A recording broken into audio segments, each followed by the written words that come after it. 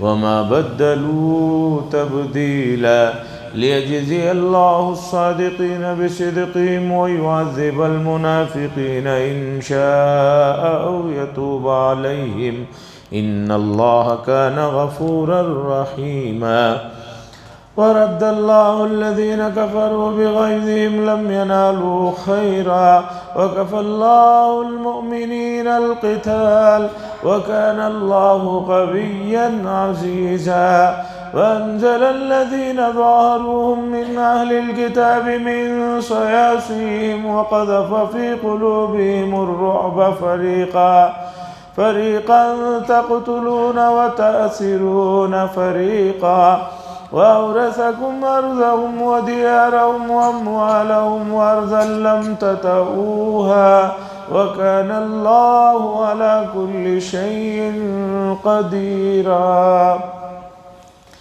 يا أيها النبي قل لأزواجك إن كنتن تردن الحياة الدنيا وزينتها فتعالين أمتعكن وأسرحكن سراحا جميلا وإن كنتن تردن الله ورسوله والدار الآخرة فإن الله أعد للمحسنات منكن أجرا عظيما۔ حضرات، غزوہ احزاب سے متعلق آیتیں ہیں اور غزوہ احزاب کی تفصیلات آپ حضرات کو پچھلے مجلسوں میں سنا چکا ہوں۔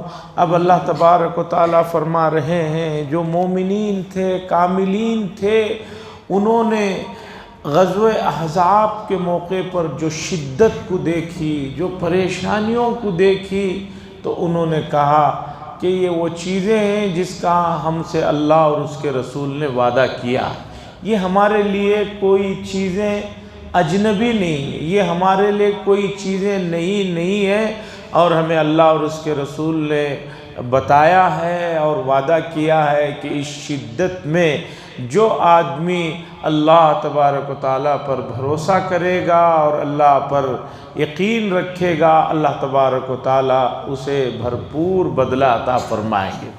تھوڑی دیر کے لیے یہاں یہ بات سنتے چلے، میری اور آپ کی ذمہ داری ہے کہ موجودہ ماحول میں جو حالات پوری دنیا میں پیش آ رہے ہیں اور آگے بھی جو حالات پیش آتے رہیں گے، اگر ہم لوگوں نے رسول اللہ صلی اللہ علیہ وسلم کی وہ احادیث جن کو محدثین اپنی کتابوں میں کتاب الفتن یا کتاب الملاحم کے عنوان سے جمع فرمایا ہے، اگر ہم ان کو پڑھیں اور ان کو جانیں گے تو یہ جو کچھ حالات پیش آ رہے ہیں وہ ہمارے لیے کوئی حیرت کی بات نہیں ہوگی یا مایوسی اور خوف کی بات نہیں ہوگی۔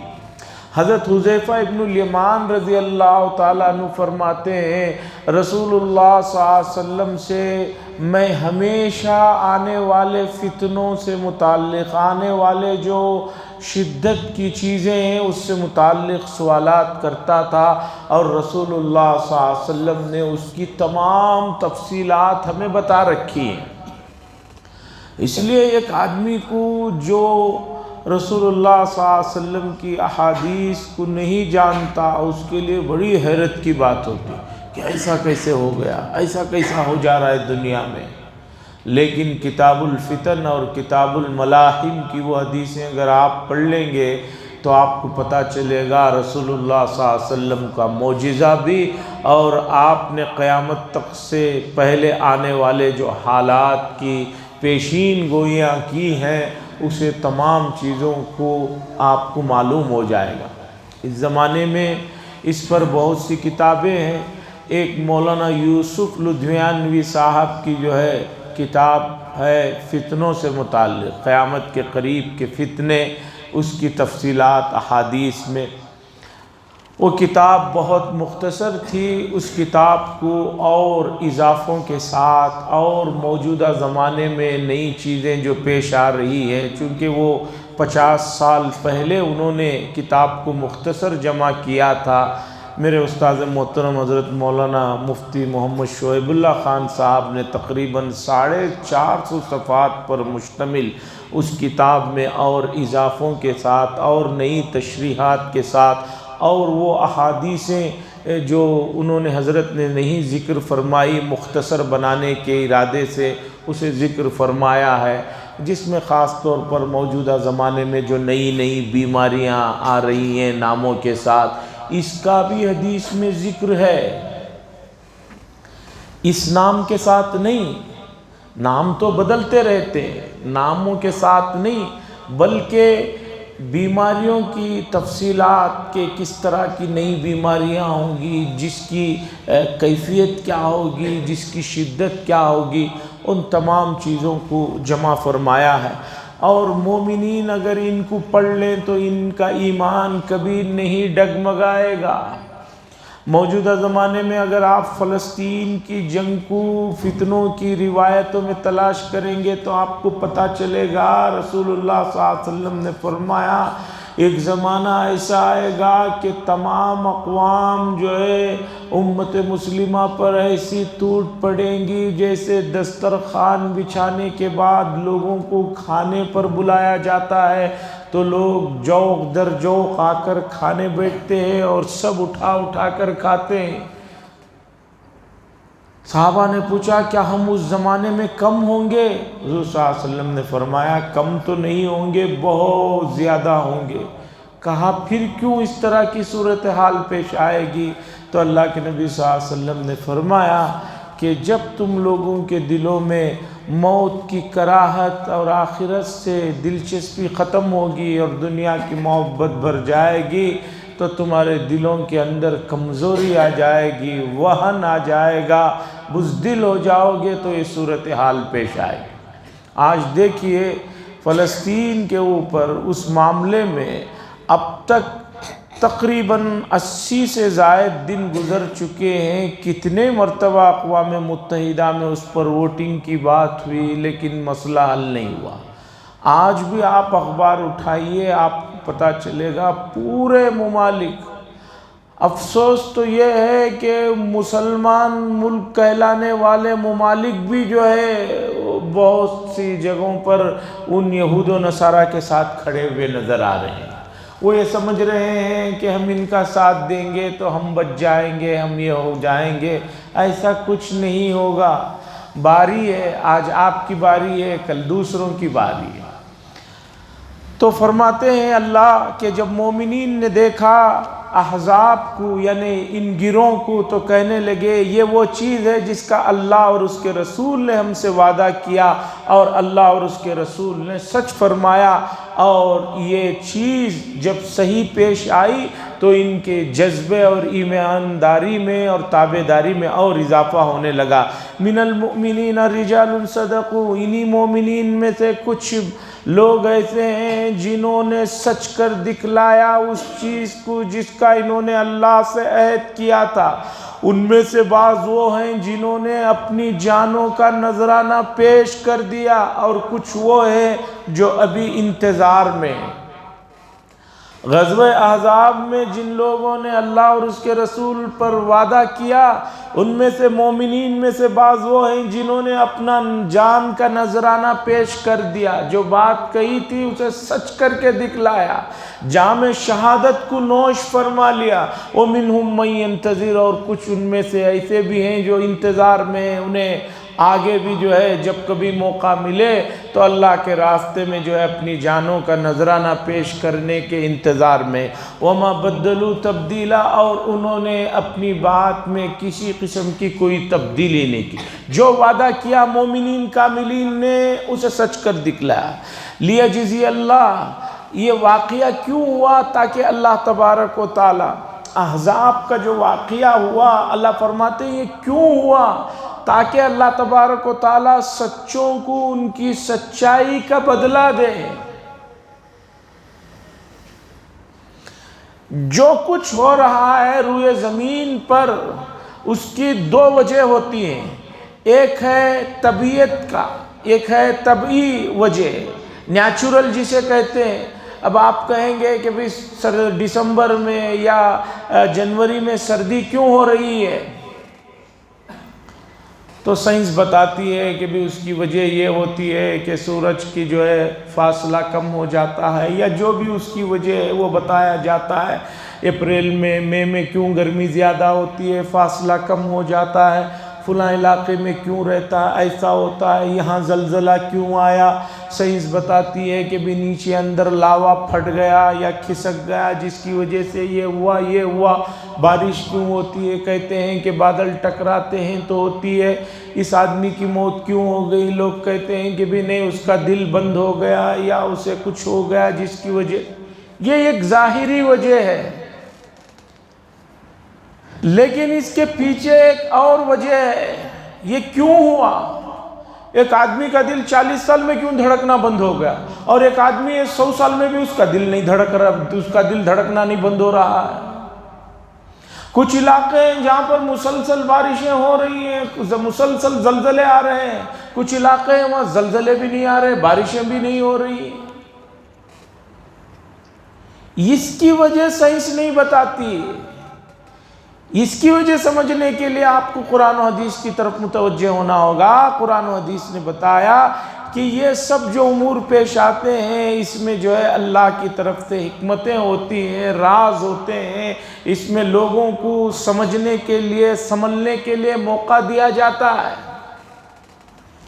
وَيُعَذِّبَ الْمُنَافِقِينَ، اور اللہ تعالیٰ منافقوں کو اگر چاہیں تو عذاب دیں اور چاہیں تو ان کی توبہ کو قبول فرمائے۔ بے شک اللہ تبارک و تعالیٰ بہت زیادہ مغفرت فرمانے والے ہیں اور رحم فرمانے والے ہیں۔ وَرَدَّ اللَّهُ الَّذِينَ كَفَرُوا، اللہ فرما رہے ہیں مکے کے اور اطراف کے جو لوگ آئے تھے احزاب کے موقع پر، 1 مہینے تک رہے، کوئی کامیابی نہیں ہوئی، تو جو غصے میں وہ لوٹے ہیں اس کا ذکر فرما رہے ہیں۔ اور اللہ تبارک و تعالیٰ نے ان لوگوں کو جنہوں نے کفر کو اپنایا تھا ان کے غیظ و غضب کے ساتھ واپس لوٹا دیا۔ بہت غصے میں، بہت ناراض ہو کر مدینے میں پورا بربادی کا پلان بنا کر آئے تھے، لیکن کچھ نہیں ہوا۔ ان کو جو ہے ان کے پورے غیظ و غضب، غصے کے ساتھ وہاں سے واپس لوٹایا۔ لم ینالوا خیرا، اور ان کو کوئی فائدہ بھی نہیں ہوا۔ وَكَفَى اللَّهُ الْمُؤْمِنِينَ الْقِتَالَ، اور اللہ تبارک و تعالیٰ کافی ہے مومنین کی طرف سے قتال کرنے کے لیے۔ وَكَانَ اللَّهُ قَوِيًّا عَزِيزًا، اور اللہ تبارک و تعالیٰ بہت زیادہ طاقت والے ہیں، صاحب اقتدار ہیں اور قوی۔ وَأَنزَلَ الَّذِينَ ظَاهَرُوهُمْ، اب سنیے غزوہ احزاب کے بعد بنو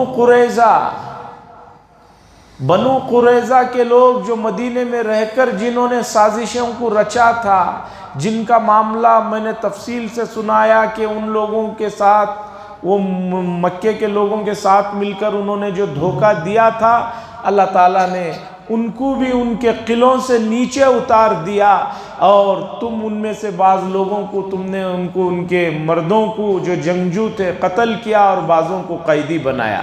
اللہ فرماتے ہیں وَأَنزَلَ الَّذِينَ ظَاهَرُوهُم مِّنْ أَهْلِ الْكِتَابِ، اور اللہ تبارک و تعالیٰ نے نازل کیا یعنی اتارا ان لوگوں کو جو اہل کتاب میں سے تھے ان کے قلعوں سے۔ وَقَذَفَ فِي قُلُوبِهِمُ الرُّعْبَ، اور اللہ فرماتے ہیں اور ہم نے ان کے دلوں میں تمہارے رعب کو ڈال دیا، تمہارے رعب کو ڈال دیا۔ اتنے بڑے ہوتے ہوئے بھی وہ لوگ جو ہے تم سے کانپ رہے تھے۔ فَرِيقًا تَقْتُلُونَ، ایک گروہ کو تم قتل کر رہے تھے اور ایک گروہ کو قیدی بنا رہے تھے۔ وَأَوْرَثَكُمْ، اللہ فرما رہے ہیں اب بہت جلد تمہیں ایک اور مقام میں بھی جو ہے فتح ملنے والی ہے۔ مدینے کے بعد وہاں سے تقریباً 400 کلومیٹر کے فاصلے پر ایک جگہ ہے خیبر۔ خیبر میں بھی یہودی رہتے تھے، یہ اصل تھے جو سب کو ابھار کر لائے تھے۔ اللہ نے اس آیت میں ذکر فرمایا ان قریب وہ بھی تمہارے ماتحت آ جائیں گے اور وہاں کی زمینیں بھی اس کے تم مالک بن جاؤ گے۔ اور تقریباً غزوہ احزاب کے 2-2.5 سال کے بعد جو ہے خیبر پر بھی جو ہے کارروائی کی گئی اور خیبر کے جو قلعے تھے اور خیبر کے جو باغوں کا علاقہ تھا وہ سب کا سب جو ہے رسول اللہ صلی اللہ علیہ وسلم اور مومنین کے نگرانی میں اور ماتحتی میں آ گیا۔ وَأَوْرَثَكُمْ أَرْضَهُمْ، اور ہم نے تمہیں ان کے زمینوں کا، ان کے گھروں کا اور ان کے مال و دولت کا مالک بنا دیا۔ وَأَرْضًا لَمْ تَطَئُوهَا، اور ایک ایسی زمین جس پر تم نے ابھی جو ہے کاروائی نہیں کی ہے، وہاں پر نہیں چلے ہیں، وہ بھی تمہیں آنے والی ہے۔ اشارہ ہے خیبر کی زمینوں کی طرف۔ وَكَانَ اللَّهُ عَلَى كُلِّ شَيْءٍ قَدِيرًا، اور اللہ تبارک و تعالی ہر چیز پر قدرت رکھتے ہیں۔ اللہ کی قدرت سے کوئی چیز جو ہے بعید نہیں ہے۔ یہ ہوئی آیتیں غزوہ احزاب سے متعلق اور اس سے جڑے ہوئے واقعات وغیرہ گزر چکے، تفصیل سے بتایا جا چکا۔ اب جو آیتیں، جو رکوع شروع ہونے جا رہا ہے، اس رکوع کے تلاوت اور اس کے ترجمے سے پہلے کچھ چیزیں ہیں جسے سمجھ لیں گے تو مسئلہ آسانی سے سمجھ میں آئے گا۔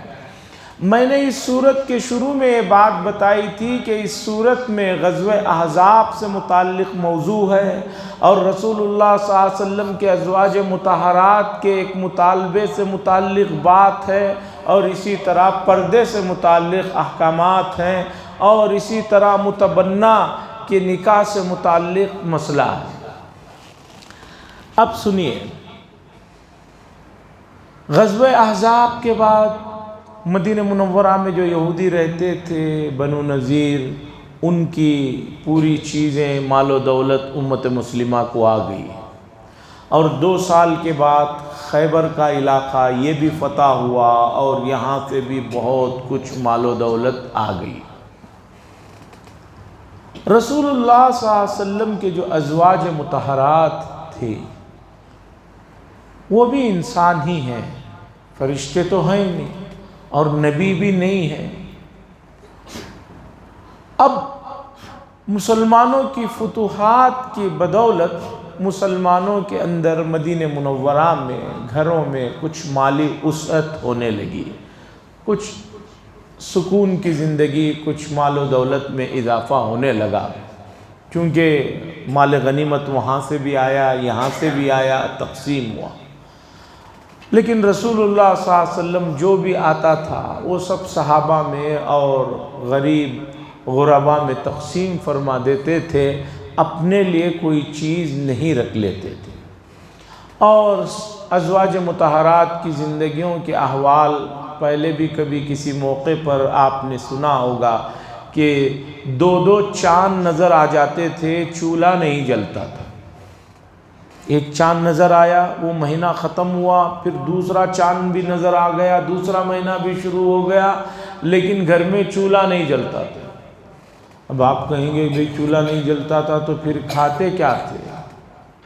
اور موجودہ زمانے کی ذہنیت میں کوئی یہ نہ سمجھے کہ بھئی پورا جو ہے باہر سے آرڈر دے کر منگا کر کھا لیتے تھے، ہوٹلوں سے منگا کر کھا لیتے تھے، یا 5 منٹ میں 10 منٹ میں جو بہت ساری کمپنیاں ہیں کھانے پینے کی چیزیں لا کر دے دیتی ہیں، اس طرح کھا لیتے تھے۔ نہیں، ہوتا کیا تھا کہ بکریاں ہوتی تھی، بکریوں سے مراد ہم جسے چھیلی کہتے ہیں، چھیلیاں ہوتی تھی، اس کا دودھ ہے، اونٹنیوں کا دودھ ہے، کھجور ہے، یہ غذا نارمل ہوتی تھی۔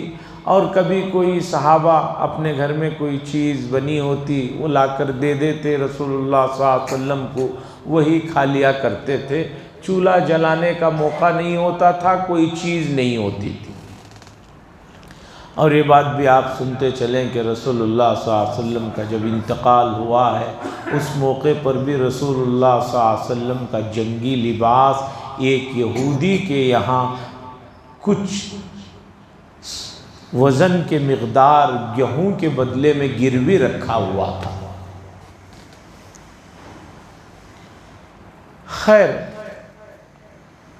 خیبر بھی فتح ہوا، جب مال و دولت آئی رسول اللہ صلی اللہ علیہ وسلم نے تقسیم فرما دیا، تو رسول اللہ صلی اللہ علیہ وسلم کے ازواج مطہرات نے سب کے سب نے رسول اللہ صلی اللہ علیہ وسلم کے ساتھ بات کی اور یہ کہا ہم چاہتے ہیں کہ آپ جو ہے ہمارے نان نفقے میں بھی اضافہ کریں، ہمارا نان نفقہ بھی بڑھائیں۔ اور ایک بات انہوں نے یہ کہی کہ قیصر و کسریٰ کی جو بیگمات ہوتی ہیں وہ بہت سج دھج کر رہتی ہیں، ان کے آگے پیچھے کنیزیں ہوتی ہیں، خادمائیں ہوتی ہیں، ان کی خدمت میں لگی رہتی ہیں۔ ہماری بھی خدمت کے لیے اس طرح کی جو ہے باندیوں کا، کنیزوں کا انتظام کیا جائے۔ یہ درخواست حضور صلی اللہ علیہ وسلم کی ازواج مطہرات نے آپ کے سامنے رکھا، اور شرعی اعتبار سے کوئی یہ درخواست میں حرج بھی نہیں، نان نفقے کا مطالبہ کرنا یا اس طرح کی بات کرنا کوئی ناجائز بات بھی نہیں۔ لیکن رسول اللہ صلی اللہ علیہ وسلم چونکہ آخرت کو بہت پسند فرماتے تھے اور سادہ زندگی کو بہت پسند فرماتے تھے، ازواج مطہرات کا یہ کہنا کہ قیصر و کسریٰ کی بیگمات سج دھج کر رہتی ہیں، آپ صلی اللہ علیہ وسلم اس بات سے ناراض ہو گئے کہ میرے نکاح میں ہیں اور آخرت کے بجائے دنیا کی ظاہری زیب و زینت کو پسند فرما رہے ہیں۔ اس بات سے آپ ناراض ہو گئے اور آپ نے 1 مہینے تک کے لیے ازواج مطہرات کے پاس نہ جانے کا عہد کر لیا، اور مسجد نبوی کے پاس ہی ایک چھوٹے سے حصے میں وہی آرام فرمانا شروع کر دیا۔ طرح طرح کی اس موقع پر چیمے گوئیاں شروع ہو گئی مدینے میں کہ بھئی رسول اللہ صلی اللہ علیہ وسلم نے تمام ازواج کو چھوڑ دیا ہے، اور اس طرح کی باتیں ہوتی رہی۔ حضرت ابوبکر صدیق، حضرت عمر بن خطاب رضی اللہ تعالیٰ عنہ بھی پریشان ہوئے۔ انہوں نے آ کر اپنی بیٹیوں سے، حضرت عائشہ اور حفصہ سے پوچھا کیا ایسی کوئی بات ہوئی ہے؟ انہوں نے کہا ایسی کچھ نہیں ہے، بس ہم نے نان نفقے میں اضافے کا مطالبہ کیا۔ اس کے بعد یہ آیت نازل ہوئی جس میں اللہ نے فرمایا اے نبی صلی اللہ علیہ وسلم کہہ دیجئے آپ اپنے عورتوں سے، اگر تم دنیا کی زیب و زینت چاہتی ہو، بناؤ سنگار چاہتی ہو، تو آؤ میں تمہیں کچھ تحفے دیتا ہوں، اور ہنسی خوشی جو ہے ہمارا رشتہ ختم ہو جائے، تم لوگ ان تحفوں کو لے کر میری زندگی سے علیحدہ ہو جاؤ۔ اور اگر تم اللہ اور اس کے رسول کو چاہتے ہو اور آخرت کو چاہتے ہو تو اللہ تبارک و تعالیٰ نے نیک اور پارسا اور فرما بردار مومنات کے لیے بہت سے بدلے، بہت سے اجر جمع کر کے رکھا ہے۔ یہ اللہ نے حکم دیا کہ آپ ازواج مطہرات کو یہ بات کہیں۔ رسول اللہ صلی اللہ علیہ وسلم نے تمام ازواج مطہرات کو جمع کیا اور جمع کر کے کہا کہ اللہ کا یہ فرمان ہے، اگر تم دنیا کی زیب و زینت چاہتی ہو، بناؤ سنگار سجنا دھجنا، تو میں تمہیں کچھ تحفے دیتا ہوں اور کچھ دیتا ہوں، اور تم میری زندگی سے، میرے نکاح سے الگ ہو جاؤ۔ اور اگر تمہیں اللہ اور اس کے آخرت اور رسول پر چاہتے ہو تو تمہارے لیے زندگی اسی سادگی کے انداز میں جینا ہوگا، اب فیصلہ تم کرو کہ کیا کرنا۔ رسول اللہ صلی اللہ علیہ وسلم کے ازواج مطہرات کوئی معمولی خواتین نہیں ہیں، امت کی مائیں ہیں۔ یہ واقعہ بھی اس لیے پیش آیا تاکہ قیامت تک کے لیے عورتوں کے لیے ایک مسئلہ واضح ہو جائے کہ بھئی ایک آدمی یہاں بھی وہاں بھی دونوں زندگیوں میں موج مستی کرنے کا ارادہ کرتا ہے تو بہت مشکل ہے۔ اگر یہاں تنگی میں زندگی گزار لی تو آخرت اس کے لیے بہت بڑھیا ہے، اور یہیں سب کچھ عیش و عشرت چاہتا ہے تو یہاں تو مل جائے گا کچھ نہ کچھ، لیکن آخرت خسارے میں رہ جائے گی۔ تو ان تمام ازواج مطہرات نے کہا ہمیں اللہ اور اس کا رسول چاہیے، ہمیں کوئی دنیا کی زیب و زینت، دنیا کی مال و دولت اور تحفے اور اس طرح کی کوئی چیزیں نہیں چاہیے۔ تو ان آیات میں یہ بات ہے ان آیات کو اس پورے واقعے کے پس منظر میں رکھ کر سمجھیں گے تو نہ ازواج مطہرات کے اوپر کوئی لکیر آئے گی، نہ رسول اللہ صلی اللہ علیہ وسلم کی زندگی میں کسی طرح کی کوئی بات آئے گی۔ بعض لوگ قرآن کی بعض آیتوں کو اس کے سیاق و سباق میں نہیں سمجھتے، واقعے کو آگے پیچھے کے ماحول کو رکھ کر نہیں سمجھتے، تو ان لوگوں کو یہ اندازہ ہوتا ہے کہ بھی ازواج مطہرات نعوذ باللہ وہ بڑے اس طرح کے تھے اس طرح کے تھے، جیسے کہ شیعہ لوگ کہتے ہیں کہ بھی ازواج مطہرات سب کے سب نعوذ باللہ جو ہے نامعقول قسم کے تھے۔ سوچنا چاہیے کہ اللہ تبارک و تعالیٰ اپنی نبی کی رشتے ازواجیت میں جن کو امت کی مائیں کہہ رہے ہیں، ایسے عورتیں کیسے جمع فرما سکتے ہیں، جن میں سے ایک کا نکاح تو اللہ نے آسمانوں میں فرمایا تھا، زینب بنت جہش غالباً ہیں جن کا نکاح اللہ نے آسمانوں میں فرمایا تھا۔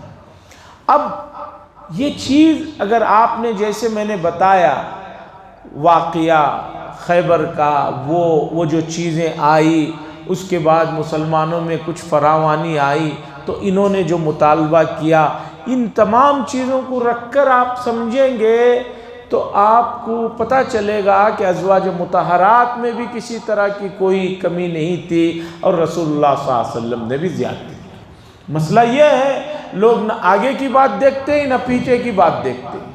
جیسے کہ مشہور ہے، ایک آدمی سے کسی نے پوچھا کہ بھئی تم نماز کیوں نہیں پڑھتے؟ اس نے کہا قرآن میں ہے نماز مت پڑھو۔ لوگوں نے کہا بھئی قرآن میں کہاں ہے نماز مت پڑھو؟ وہ فوراً 5ویں پارے کی آیت سنانے لگا، یا ایھا الذین آمنوا لا تقربوا الصلاۃ، اے ایمان والو نماز کے قریب بھی مت جاؤ۔ اس نے کہا دیکھو قرآن میں، اس لیے میں نماز نہیں پڑھتا ہوں۔ اب اس بیوقوف کو کوئی بتائے کہ وہاں تک بات پوری نہیں ہو رہی ہے، بات آگے کی بھی پڑھ، وَأَنْتُمْ سُكَارَىٰ، مکے کے ابتدائی زمانے کی آیت ہے کہ جس میں بعض لوگ شراب پی کر نماز کو آ جاتے تھے، تو اللہ نے فرمایا کہ نشے کی حالت میں نماز کے قریب بھی مت جاؤ، چونکہ تمہیں پتہ نہیں تم کیا پڑھ رہے ہو، کہاں کھڑے ہو، کچھ تمہیں اندازہ نہیں۔ وہ آگے کی بات نہیں پڑھا اور یہ کہنے لگا۔ اور ایک آدمی سے کسی نے پوچھا کہ قرآن میں تمہیں کون سی آیت بہت اچھی لگی؟ اس نے کہا کہ یہ ایک ہی آیت جو جگہ جگہ بھی آتی ہے، مجھے بس وہی اچھی لگی۔ کیا ہے آیت؟ کلو واشربو، کھاؤ پیو۔ قرآن نے کہا کھاؤ پیو ہنی، اس نے کہا مجھے یہ آیت بہت اچھی لگی۔ تو آگے پیچھے کا دیکھنا چاہیے۔ اسی طرح بہت سارے لوگوں نے رسول اللہ صلی اللہ علیہ وسلم کی احادیث کو بھی آگے پیچھے سے نہیں سمجھا تو اعتراض کر دیا۔ مثلا حدیث میں رسول اللہ صلی اللہ علیہ وسلم سے پوچھا گیا آپ کو کیا چیزیں بہت زیادہ پسندیدہ ہیں؟ حضور صلی اللہ علیہ وسلم نے فرمایا 3 چیزیں، ایک عطر ہے، ایک نماز ہے، اور ایک عورتیں۔ یا ایک روایت میں دودھ کا بھی ذکر ہے، عورتوں کا بھی ذکر ہے۔ اب جن لوگوں کے دماغ میں بیماری ہے، مریض ہیں، انہوں نے حضور صلی اللہ علیہ وسلم کی اس حدیث کو سنا پڑھا تو ان کے ذہن میں ان کے اپنے حساب سے گندے چیزیں آنے لگی۔ لیکن بیان کرنے والے کو بھی چاہیے کہ اس طرح کی چیز بتانے سے پہلے اس چیز کے آگے پیچھے کے ماحول کو سمجھائے پھر بتائے۔ حضور صلی اللہ علیہ وسلم نے یہ جو چیز ارشاد فرمائی، یہ جس زمانے میں، جس ماحول میں، جس معاشرے میں بات ارشاد فرمائی ہے، وہ بہت ہمت اور دل کی بات ہے۔ مکۃ المکرمہ میں عورتوں کا کوئی مقام نہیں تھا۔ عرب کے اندر عورتوں کو پیروں کی جوتیوں سے بھی نیچے کی چیز سمجھی جاتی تھی، لڑکیوں کو زندہ درگور کیا جاتا تھا۔ عورت سے بات کرنا یا اس کی طرف دیکھ لینا، حتیٰ کہ اپنی بیوی سے بھی اچھی بات کر لینا، یہ بہت بڑے عیب کی بات تھی۔ جو آدمی اس طرح کی کبھی عورت کو، اپنی بیوی کو بھی خوشی سے دیکھ لیتا تھا تو اسے تانے مارے جاتے تھے کہ بھئی یہ ایسا آدمی ہے، یہ بزدل ہے، یہ ہے وہ ہے۔ تو تو ہر آدمی اپنی بیوی سے بدترین سلوک کرنے کو اپنا ایک جواں مردی اور اپنا ایک اسٹیٹس والا سمجھتا تھا۔ ایسے ماحول میں لوگوں نے پوچھا کہ آپ کو کیا پسند ہے؟ تو آپ نے بتایا کہ یہ جو معاشرے میں عورتوں کو اتنا دبا کر اور اتنا نیچ سمجھ کر رکھا ہوا ہے، مجھے یہ پسند ہے۔ یہ ہمت کی بات ہے۔ بیمار ذہن کا آدمی وہ حساب سے سوچے گا، کچھ دوسرا سوچے گا، لیکن رسول اللہ صلی اللہ علیہ وسلم جس ماحول میں، جس کلچر میں، جس سیاق میں یہ بات ارشاد فرما رہے ہیں، کوئی نارمل آدمی بول ہی نہیں سکتا۔ بہت ہمت کی ضرورت ہے۔ آپ ہمت کر کے بتا رہے ہیں کہ عورتیں، ان کا بڑا مقام ہے، اسے سمجھو، مجھے بھی یہ پسندیدہ ہے۔ تو حاضرین اکرام، یہ ازواج مطہرات سے متعلق جو آیتیں ہیں، اسے کوئی آدمی اس طرح کا حریص اور لالچ کی نظر سے دیکھے گا تو رسول اللہ صلی اللہ علیہ وسلم کی ازواج مطہرات پر داغ دھبا آئے گا، اور یہ کوئی اچھی چیز نہیں ہے۔ اس لیے یہ میں نے پس منظر کو رکھا تاکہ آیتوں کو سمجھنے میں آسانی ہو۔ اس کے بعد اور آیتیں ہیں جس میں اللہ تبارک و تعالیٰ نے ازواج مطہرات کو اور دوسری خواتین کو کچھ چیزوں کا حکم دیا، اور خاص طور پر بتایا کہ تم لوگوں کو کس طرح رہنا ہے، پردے سے متعلق احکامات ہیں، اور اپنا بناؤ سنگار کس کے لیے ہونا چاہیے، ان چیزوں کو ارشاد فرمایا۔ موضوع شروع ہوگا تو لمبا چلے گا، اس لیے انشاءاللہ اگلی مجلس میں رکھوں گا۔ وآخر دعوانا ان الحمدللہ رب العالمین۔ الحمدللہ رب العالمین۔ اللہم صلی علی سیدنا شفینا نبینا حبیبنا مولانا محمد بارک وسلم۔ اللہم انت السلام منک السلام تبارک یا ذا الجلال والاکرام۔ ربنا آتنا فی الدنیا حسنہ وفی الآخرۃ حسنۃ وقنا عذاب النار۔ صلی اللہ تعالی وسلم علی خیر خلقہ محمد وعلی آلہ وصحبہ اجمعین والحمدللہ۔